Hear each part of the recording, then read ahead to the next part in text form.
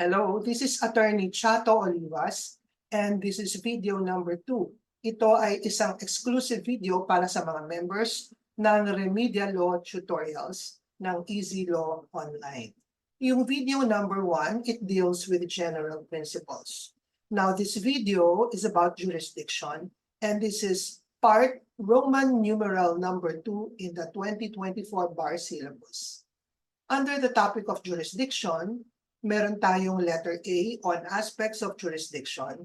At under that topic, merong 3 subtopics. So we have number 1, jurisdiction over the subject matter. Number 2, jurisdiction over the parties. And number 3, jurisdiction over the issues. So pag-usapan muna natin, ano ba ang ibig sabihin ng jurisdiction?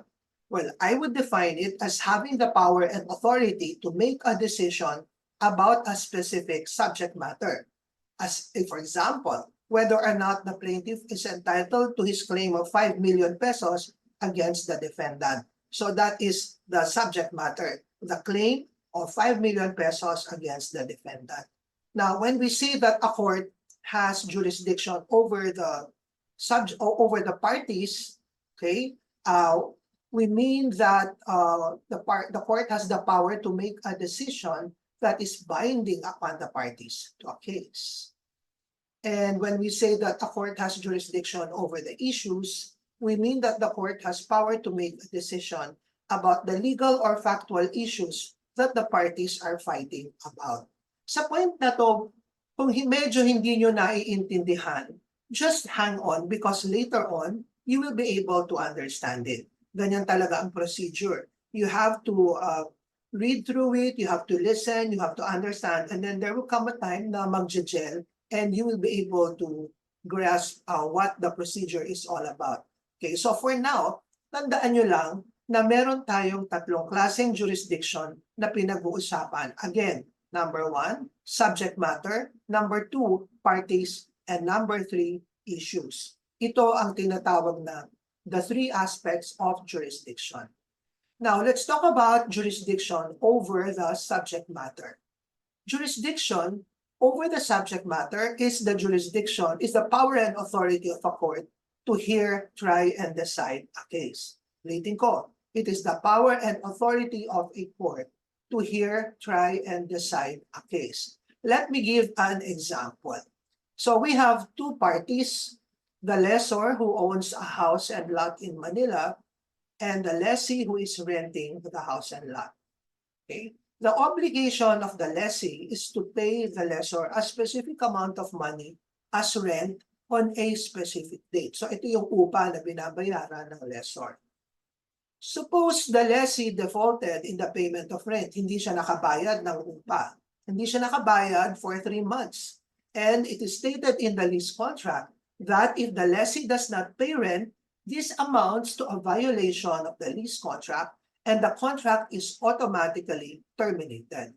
So, the lessor gives a demand letter to the lessee requiring him to vacate the house and lot within 10 days. Ayaw umalis ng lessee. So what will the lessor do? The lessor will file a case against him in order to evict him.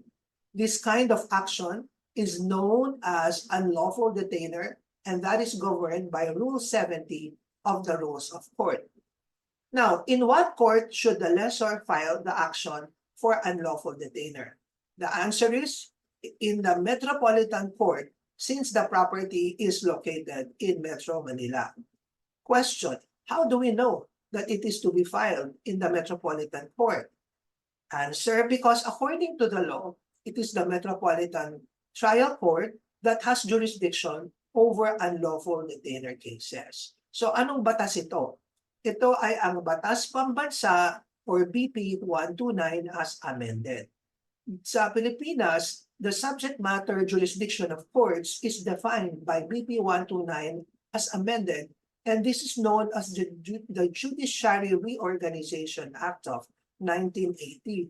This law has been amended over the years by Republic Act 7691 and Republic Act 11576, which expanded the jurisdiction of first-level courts. So pansinin ninyo, ang nag-confer these are laws. BP 129 is a law. Republic Act 7691 is a law. Republic Act 11576 is a law. It is not the rules, not the rules issued by the Supreme Court. It is the law that confers jurisdiction upon the courts. Okay? So later on, we'll talk about the different subject matters that various courts can hear and decide upon. So subject matter jurisdiction is conferred by law. That's a very, very important principle, and you have to remember that. It is not conferred by consent of the parties or by the Supreme Court. So hindi pwedeng mag-agree yung parties, ay sa RTC na lang natin to i-file, ay sa MTC na lang natin to i-file. Hindi pwede. What they can agree on is the venue. Saan? RTC of Metro Manila, RTC of the City of Manila rather, RTC of Quezon City. Pwede yun. Because they are only agreeing on the venue but not on the jurisdiction. Okay, tatandaan niyo yun. Ano ngayon ang pagkakaiba ng jurisdiction at saka venue? Pag sinabi natin jurisdiction, ito yung authority of the court to hear and decide a particular type of case. Pag for example, jurisdiction, ano yung jurisdiction ng Regional Trial Court? Ano yung jurisdiction ng Metropolitan Trial Court? Ano yung jurisdiction ng Court of Appeals? Ano yung jurisdiction ng Supreme Court? Okay? So which level of a court has the authority or the jurisdiction to pass upon a certain kind of case? Pag sinabi nating venue, we're not talking about the level of the courts. We're talking about the place or the location. So ang venue can be RTC Quezon City, it can be RTC City of Manila, RTC of Parañaque, but it's still the RTC. Ang nag-iiba lang yung location, yung lugar, okay? So, when a court has no jurisdiction over the subject matter, the only power it has is to dismiss the action. Kasi useless to continue with a case because the decision will be null and void since the court has no jurisdiction to pass upon the subject matter. Okay? So let us say the courts act on a subject matter over which it has no jurisdiction, the decision is void, magiging baliwala. And at this point, I would like to emphasize that lack of jurisdiction over the subject matter is one of the 4 grounds for a motion to dismiss under the rules on civil procedure. Okay. We will talk about the other grounds later as we go along para hindi kayo ma-confuse. But for now, remember, and I would like to emphasize, that lack of jurisdiction over the subject matter is one of the 4 grounds for a motion to dismiss. Remember this. Okay? Remember this. This principle and this rule will be useful to you until your law practice. So do not forget this rule. Again, uulitin ko para hindi nyo makakalimutan. Lack of jurisdiction over the subject matter is one of the 4 grounds for a motion to dismiss. Okay? Now, punta naman tayo sa jurisdiction over the parties. This refers to the power of the court to render a decision that will bind the parties to a case. Yung una, pinag-usapan natin subject matter, ito naman yung mga taong involved in the case, the parties. So in an ordinary civil action, the parties are the plaintiff and the defendant. The plaintiff is the person who brings the complaint, the one who files the civil action. The defendant is the one who is sued. So the court has to acquire jurisdiction over both the persons of the plaintiff and the defendant to be able to issue a decision that will bind them both. Question: how does the court acquire jurisdiction over the person of the plaintiff, the one who files the complaint? Answer: the court acquires jurisdiction over the plaintiff when the plaintiff files the complaint in court. Bakit? Kasi this amounts to voluntary submission. Siya ang lumapit sa court para ipaglaban ang kanyang karapatan. Meron siyang remedy na hinihingi sa court. So it is a voluntary submission of his person to the court. Yan yung sa plaintiff. How about the defendant? How does the court acquire jurisdiction over the person of the defendant? Okay, ang answer dyan, there are 2 ways. Number 1 is by service of summons. Number 2 is by voluntary appearance. Okay, I'll give an example. Okay, for context, let's talk about 2 parties. the lessor and the lessee. The lessor owns a condominium unit that he is renting out to the lessee. The rental period is for 1 year. After 3 months from the start of the rent, the lessee failed to pay rent. Hindi siya nagbayad.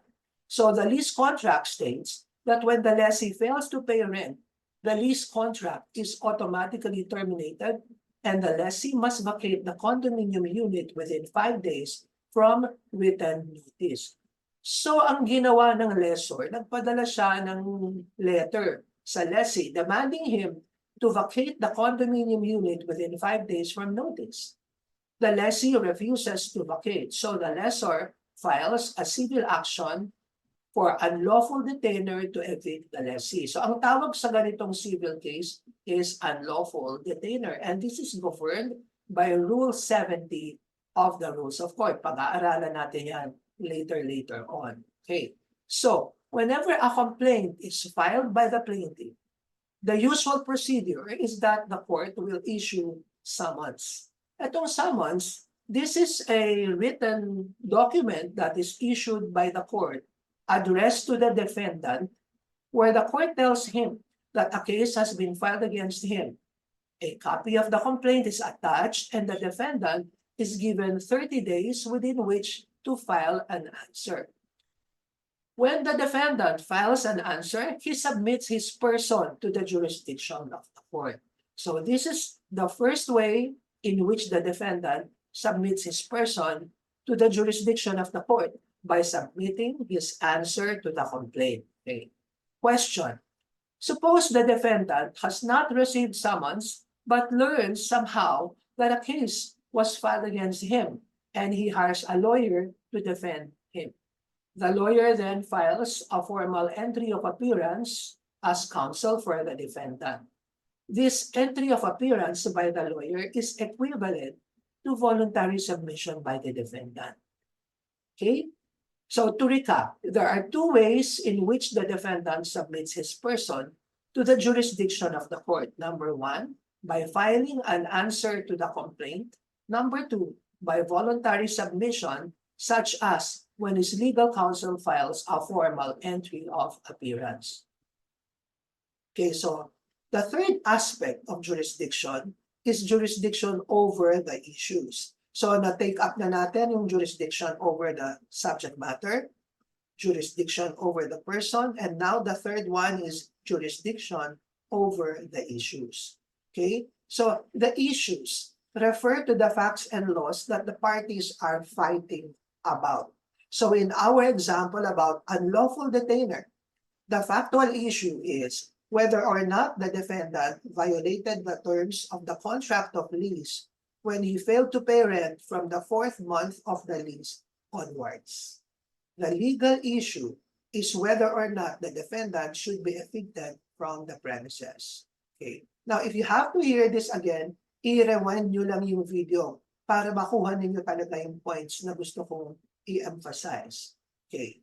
So, these are the issues in an unlawful detainer case, and therefore, the MTC has jurisdiction over these issues.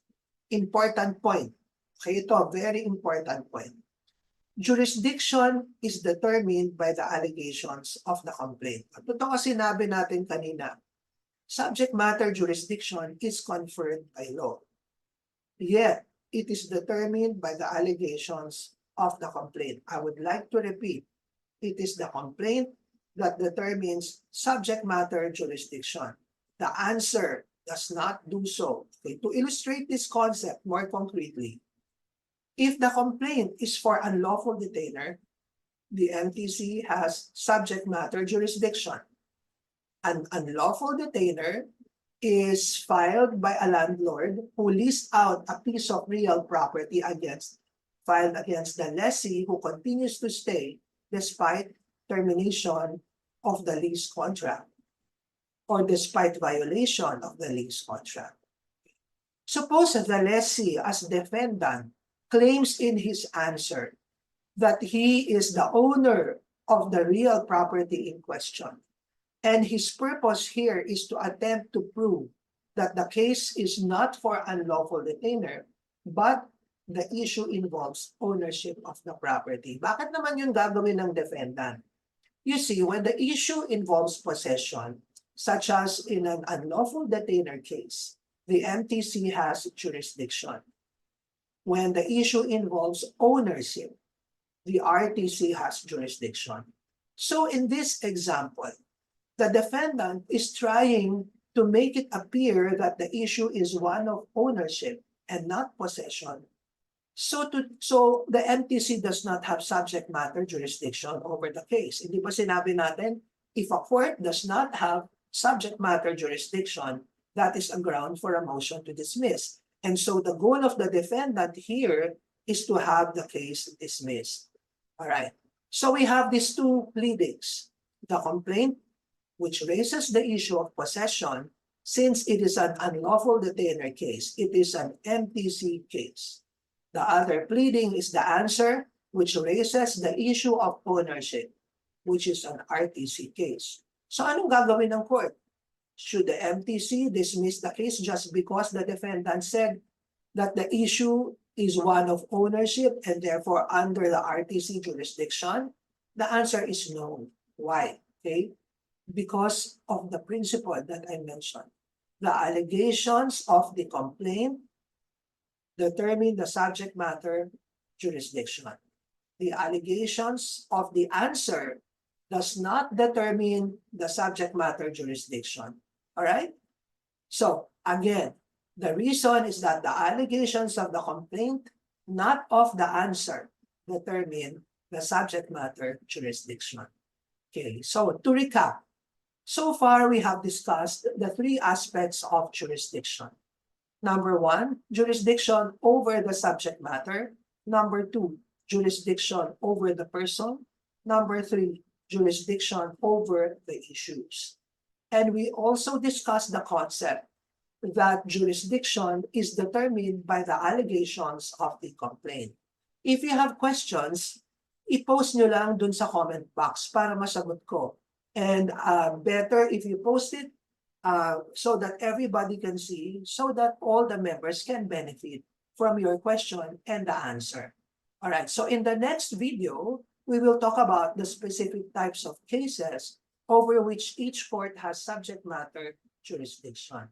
Meanwhile, I'd like to end with my favorite Bible verse taken from Micah chapter 6, verse 8. Do justice, love kindness, and walk humbly with God. This is Attorney Chato Olivas of Easy Law Online, helping to make the law easier to understand. See you next time.